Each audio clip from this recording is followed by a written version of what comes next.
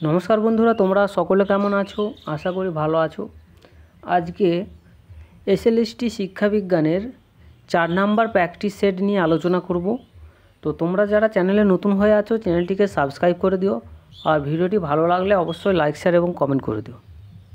দেখো, আজকের প্রথম যে প্রশ্নটা আছে 1 নাম্বারের, যে কর্ম সম্পর্কিত সম্মেলনের আয়োজন করে অপশন এ বিদ্যালয়ের প্রধান শিক্ষক, option B academic council, option C বিদ্যালয়ের নির্দেশনা বিভাগ, আর অপশন ডি হচ্ছে বিদ্যালয়ের পরিচালন কমিটি।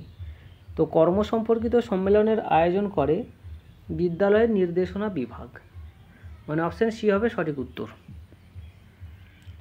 2 নম্বর প্রশ্ন, নিচের কোন সহপাঠক্রমিক কাজটি বৃত্তি সম্পর্কিত তথ্য প্রচারে ব্যবহার করা হয় না? অপশন এ শখের ক্লাব, তারপরে দেওয়া আছে খেলাধুলা, বিতর্ক সভা, নাটক, অভিনয়। তো খেলাধুলা হচ্ছে কি বৃত্তি সম্পর্কীয় প্রচারে ব্যবহার করা হয় না, খেলাধুলা, মানে অপশন সি হবে সঠিক উত্তর। 3 নম্বর প্রশ্ন, আঙুর ফল টক কী ধরনের অভিযোজন কৌশল? পরিপূরণ, অপব্যাখ্যান, প্রতিক্ষেপণ, আর হচ্ছে অবদমন। তো আঙুর ফল টক এটা হচ্ছে অপব্যাখ্যান অভিযোজন কৌশল। 4 নম্বর প্রশ্ন, অপসংহতিমূলক শিক্ষার্থীদের সাধারণত বিভক্ত করা হয় 2 ভাগে, 4 ভাগে, 3 ভাগে, কোনোটি নয়। তো 4 নম্বর প্রশ্নের সঠিক উত্তর হচ্ছে 2 ভাগে, মানে অপশন এ হবে সঠিক উত্তর। 5 নম্বর প্রশ্ন, সিআরসি এর প্রয়োজন হলো অপশন এ শিক্ষার্থীর ভবিষ্যৎ শিক্ষাক্রম পরিকল্পনায়, অপশন বি শিক্ষার্থীর ভবিষ্যৎ বৃত্তি পরিকল্পনায়, অপশন সি সমস্যামূলক শিক্ষার্থী চিকিৎসায়, আর অপশন ডি হচ্ছে উপরের সবগুলি। তো সিআরসির প্রয়োজন হয় সিআরসির প্রয়োজন হয় হচ্ছে উপরের সবগুলি, ঠিক আছে। 6 নম্বর প্রশ্ন,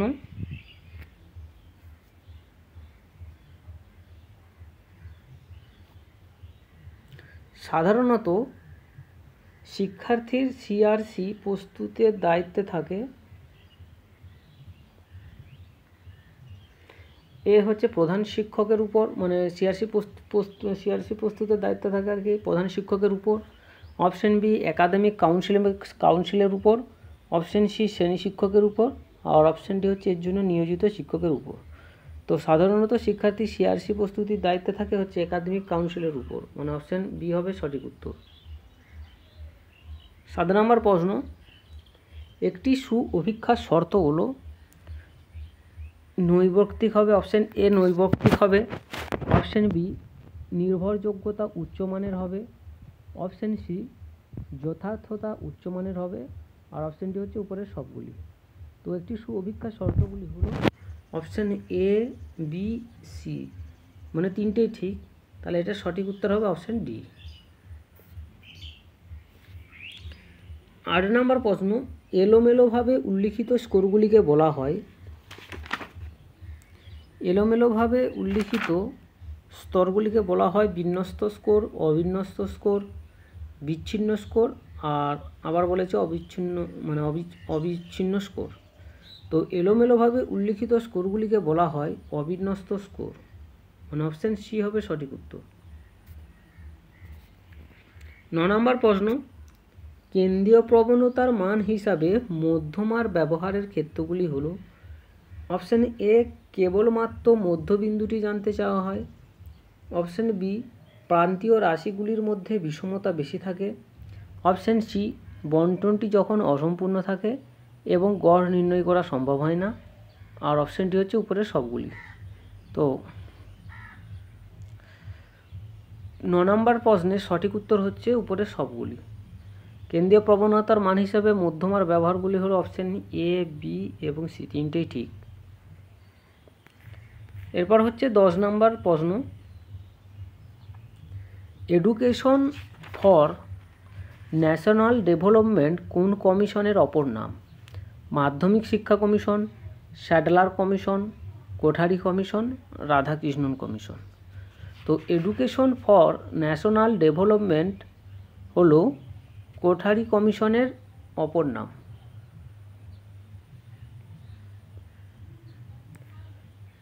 এগারো নম্বর প্রশ্ন, প্রথাগত শিক্ষা হিসাবে কোন কমিশন প্রাক প্রাথমিক শিক্ষা সংস্কারে প্রয়াসী হয়?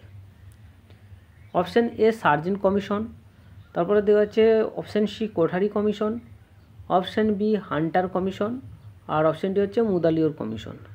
তো প্রথাগত শিক্ষা হিসাবে প্রাক প্রাথমিক শিক্ষা সংস্কারে প্রয়াসী হয় হচ্ছে কোঠারি কমিশন, মানে অপশান সি হবে সঠিক উত্তর। 12 নম্বর প্রশ্ন,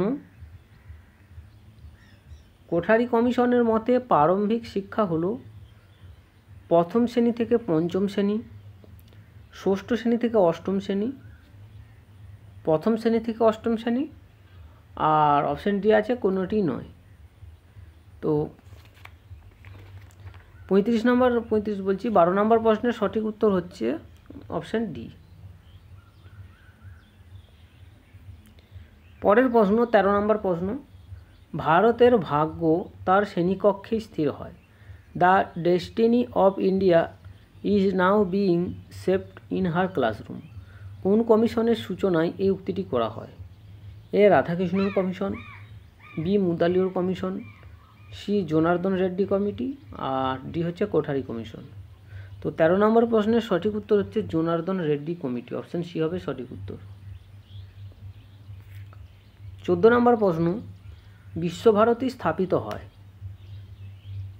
1920 খ্রিস্টাব্দে, 1922 খ্রিস্টাব্দে, 1924 খ্রিস্টাব্দে, আর 1925 খ্রিস্টাব্দে। তো এখানে অপশান দেওয়া নাই এটা। তো বিশ্বভারতী স্থাপিত হয় হচ্ছে 1921 খ্রিস্টাব্দে, ঠিক আছে, 1921 খ্রিস্টাব্দে বিশ্বভারতী স্থাপিত হয়। এখানে একটা অপশানও হবে না, ঠিক আছে।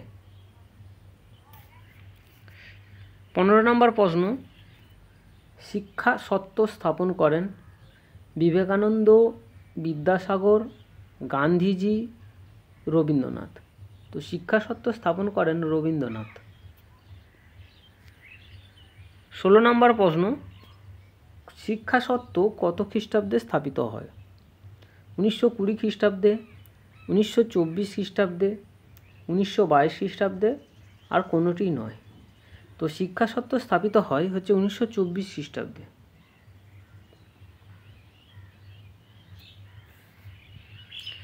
17 নম্বর প্রশ্ন, মাতৃভাষাকে মাতৃদুগ্ধের সঙ্গে তুলনা করেছিলেন স্যার আশুতোষ মুখার্জি, বিদ্যাসাগর, বঙ্কিমচন্দ্র, রবীন্দ্রনাথ। মাতৃভাষাকে মাতৃদুগ্ধের সঙ্গে তুলনা করেছিলেন রবীন্দ্রনাথ ঠাকুর।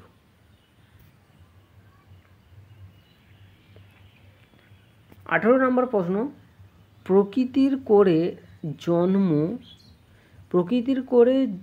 জন্মে যদি প্রকৃতির শিক্ষা থেকে দূরে সরে থাকি, মানে প্রকৃতির কোরে জন্মে যদি প্রকৃতির শিক্ষা থেকে দূরে সরে থাকি তাহলে শিক্ষা কখনো সার্থক হতে পারে না। উক্তিটি কে করেন? বিদ্যাসাগর, রবীন্দ্রনাথ, শ্রী অরবিন্দ, বিবেকানন্দ। তো এটা সঠিক উত্তর হবে রবীন্দ্রনাথ, অপশান সি হবে সঠিক উত্তর। 19 নম্বর প্রশ্ন, এখানে বলেছে যে বুদ্ধি,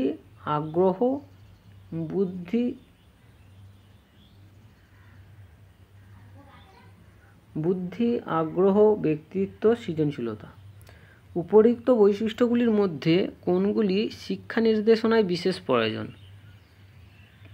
তো এটা সঠিক উত্তর হবে অপশান সি। অপশান সি এর মধ্যে আছে 1 এবং 3 নম্বর যে অপশানটা আছে,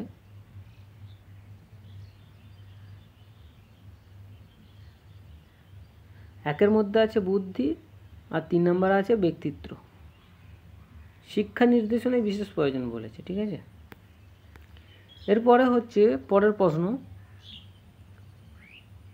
20 নম্বর প্রশ্ন, বৃত্তি নির্দেশনার জন্য প্রয়োজনীয় তথ্যগুলির মধ্যে গুরুত্বপূর্ণ হলো বিভিন্ন বৃত্তির বাজার কীরকম, বিভিন্ন বৃত্তির জন্য শিক্ষাগত যোগ্যতা এবং প্রশিক্ষণের প্রয়োজনীয়তা এবং তার সুযোগ। অপশান সি, বৃত্তিতে কী ধরনের কাজ করতে হয়। অপশান ডি হচ্ছে উপরের সবগুলি। তো বৃত্তি নির্দেশনার জন্য প্রয়োজনীয় তথ্যগুলির মধ্যে গুরুত্বপূর্ণ হলো এ, বি এবং সি তিনটেই। তাহলে এটা সঠিক উত্তর হবে অপশান ডি। 21 নম্বর প্রশ্ন, বৃত্তি নির্দেশনার লক্ষ্য হলো ব্যক্তির জন্য উপযুক্ত বৃত্তিটি নির্দিষ্ট করতে সাহায্য করা। অপশান বি, বৃত্তি নিয়োগে সহযোগিতা করা। অপশান সি, পেশাগত উন্নতিতে সাহায্য করা। আর অপশান ডি হচ্ছে উপরের সবগুলি। তো বৃত্তি নির্দেশনার লক্ষ্য হলো অপশান এ, বি এবং সি তিনটেই ঠিক। তাহলে এটা সঠিক উত্তর হবে অপশান ডি। 22 নম্বর প্রশ্ন, শিক্ষা নির্দেশনা এবং বৃত্তি নির্দেশনার মধ্যে পার্থক্য হলো শিক্ষা নির্দেশনার প্রধান লক্ষ্য হলো ব্যক্তির শিক্ষা। ব্যক্তির শিক্ষা জীবনে অভিযোজনে সাহায্য করা। ব্যক্তির শিক্ষা, তারপরে বলেছে কি জীবনে অভিযোজনে সাহায্য করা। আর অপরদিকে বৃত্তি নির্দেশনার প্রধান লক্ষ্য হলো ব্যক্তির বৃত্তি জীবনে বৃত্তি জীবনে অভিযোজনে সাহায্য করা। তারপরে অপশান বি, শিক্ষা নির্দেশনায় শিক্ষাই প্রধান বিবেচ্য, বৃত্তি নির্দেশনায় বৃত্তি প্রধান বিবেচ্য। আর অপশান সি কে বলেছে শিক্ষা নির্দেশনা শৈশবকাল থেকে শুরু হতে পারে, নির্দিষ্ট বয়সের পরই বৃত্তি নির্দেশনা শুরু হয়। তো 22 নম্বর প্রশ্নের সঠিক উত্তর হবে অপশান ডি। মানে এখানে যে অপশানগুলো আছে প্রত্যেকটা অপশানই ঠিক। ঠিক আছে, পরের প্রশ্ন 23 নম্বর প্রশ্ন, এইটা হবে জিন্স বার্জ। এখানটা মিস্টেক হয়েছে, এটা হবে জিন্স বার্জ। ঠিক আছে, এটা জিন্স বার্জ হবে, জিন্স বার্জ। ঠিক আছে, তো জিন্স বার্জ বৃত্তি পছন্দ বিকাশের ক্ষেত্রে কটি পর্যায়ের উল্লেখ করেছেন? 3টি, 2টি, 4টি, 5টি। তো এটা সঠিক উত্তর হবে 3টি। 24 নম্বর প্রশ্ন এবং আজকের শেষ প্রশ্ন, বৃত্তি নির্দেশনা এবং বৃত্তি নির্বাচনের মধ্যে পার্থক্য হলো বৃত্তি নির্দেশনার পরিধি অত্যন্ত ব্যাপক আর বৃত্তি নির্দেশনার পরিধি অত্যন্ত ব্যাপক আর বৃত্তি নির্বাচনের পরিধি সংকীর্ণ। বৃত্তি নির্দেশনায় ব্যক্তির উপর অধিক গুরুত্ব দেওয়া হয়, অপরদিকে বৃত্তি নির্বাচনে বৃত্তির উপর গুরুত্ব দেওয়া হয়। অপশান সি, বৃত্তি নির্দেশনা ব্যক্তিকেন্দ্রিক আর বৃত্তি নির্বাচন নিয়োগকারী বা কর্তৃপক্ষ কেন্দ্রিক। আর অপশান ডি হচ্ছে উপরের সবগুলি। তো 24 নম্বর প্রশ্নের সঠিক উত্তর হচ্ছে অপশান ডি। মানে এখানে যে কটা অপশান দেওয়া আছে প্রত্যেকটাই ঠিক। এ, বি এবং সি যে 3টে অপশান দেওয়া আছে 3টেই ঠিক। তো আজকের মতো এখানেই শেষ করছি, পরের এপিসোডে আবার দেখা হবে। আর ভিডিওর মধ্যে যদি কোথাও কোনো ভুল হয়ে থাকে কমেন্ট বক্সে অবশ্যই জানিয়ে দেবে।